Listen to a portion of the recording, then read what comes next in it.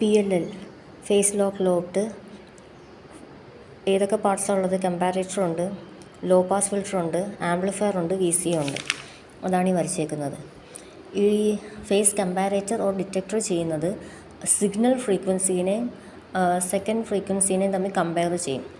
Compare ചെയ്തിട്ട് എന്തെങ്കിലും വ്യത്യാസം ഉണ്ടെങ്കിൽ ഒരു എറർ വോൾട്ടേജ് തരും. ആ വോൾട്ടേജിനെ ഇത് സ്മൂത്ത് ആക്കും, ആംപ്ലിഫൈ ചെയ്യും, VCOന് കൊടുക്കും. VCOയുടെ ഫുൾ ഫോമാണ് വോൾട്ടേജ് കൺട്രോൾഡ് ഓസിലേറ്റർ. ഈ വരുന്ന വോൾട്ടേജ് കൺട്രോൾ ചെയ്യും ഇതിന്. എന്നിട്ട് ഡിഫറെൻറ്റ് ഫ്രീക്വൻസീസ് ഔട്ട്പുട്ടിൽ വരും.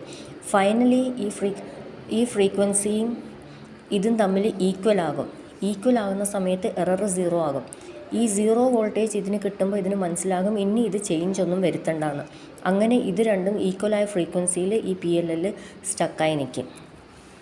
അപ്പം ഫൈനലി ഈ രണ്ട് ഫ്രീക്വൻസിയും സെയിം ആകുന്ന കണ്ടീഷനെ പറയുന്നതാണ് ക്യാപ്ചർ റേഞ്ച് എന്ന് പറയും.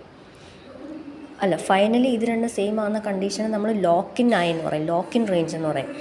പക്ഷേ ഇത് രണ്ട് ഡിഫറെൻ്റ് ആകുന്ന സമയത്ത് ഈ VCO മാറി ഫ്രീക്വൻസീസിനെ തന്നിട്ട് സെയിം ആക്കാൻ നോക്കുന്ന ആ ഒരു പ്രോസസ്സ് ഉണ്ടല്ലോ, അതിനെ പറയുന്നതാണ് ക്യാപ്ചർ റേഞ്ച്.